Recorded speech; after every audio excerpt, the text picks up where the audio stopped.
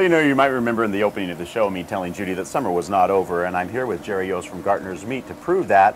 Just because it's after Labor Day doesn't mean you can't barbecue. Right. I mean, traditionally people think Labor Day is the end of the season, winding things down.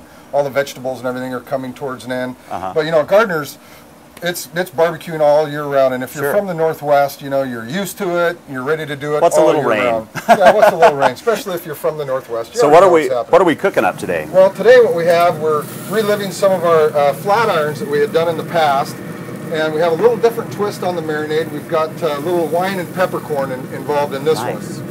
And what we have over here is we have some baked potatoes that we threw on. We threw those on about a half hour, 45 minutes before we threw on the meat, just so those were getting ready to go. And we threw on some corn here. Now, Jerry, I got to say, when I've done corn on the grill, quite often it comes out a little dry. Well, one of the good tricks, William, is to soak it for a couple hours in some water. And then what we have done here also is when we wrap them up in foil, we put butter and all the pepper and salt inside there as well. Keeps it nice and moist. Nice.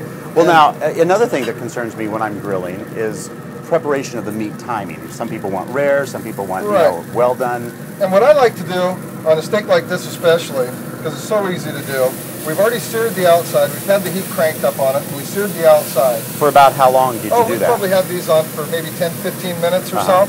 And then what I like to do on one of them, just so it's a little bit more done, is I'll score the outside of it like this. Just put some little score marks partway through, and then flip it over and do the same on the other side. So this way it's cooking even deeper into the meat, while the other ones are staying just as they are. So the deeper you score it, the quicker it's going to cook? Correct. Okay, so then you could have a more well done with a more medium. So that way one of these are going to be more well done than the other ones in the back. Makes perfect sense. Absolutely. Well, we're going to be back and take a look at this in a couple of minutes, but first I'm going to let you run over to Judy and Debbie, and they're going to show you how to make a great centerpiece for this feast we're having.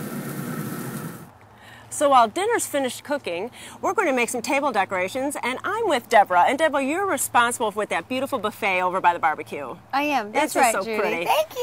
Now you have these beautiful cabbages that you got at the farmer's market, or you could just even pull them out of your garden. Yeah, you can.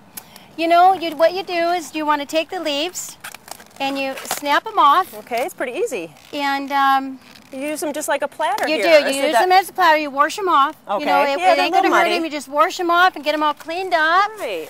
And what we're going to do is we're going to take a red cabbage. I like the red. It's really striking. It's gorgeous. It's absolutely gorgeous. And you're going to cut the end so it is flat, so it sits just like this. All right. And then now what? And what we're going to do is we're going to cut off a little bit of this florist green. I've soaked it overnight.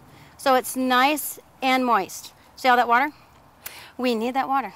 And it's just going to hold the stems in when you're doing that? It is. Okay. It is, and so nothing's going to dry out. It's all good, and we're not ruining the cabbage. Right. You can use it. You can you can. You just cut it in half there, and you can just still eat it, and get your corned beef and cabbage. See, that's good. And you can either go to farmers markets and get some fresh flowers, or the garden. Deborah, you have some pretty asters here, and you have some looks like sweet williams and some dahlias, and you just kind of use your imagination, make a little bit of an arrangement. Yep. Push it into the florist oasis. Push it all in there. Yep. You just push it all in there. Well, that is just beautiful, and I like the way you set it inside, surrounded by all the beautiful cabbage leaves. It's just a great thing. Isn't this gorgeous? Deborah, that's just coming out beautiful, and it's a great arrangement for any picnic table.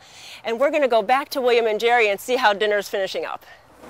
So now, Jerry, we just pulled the meat off the grill, and tell me what you're looking for there. So see, this one is going to be nice and rare here. That's the difference between the two. See how nice and rare that one is? Yeah, that's the perfect way for me right there.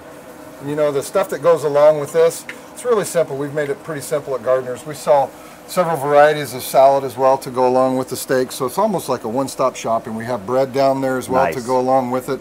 You just add some dessert and some other salads to go along with it, and you're all set.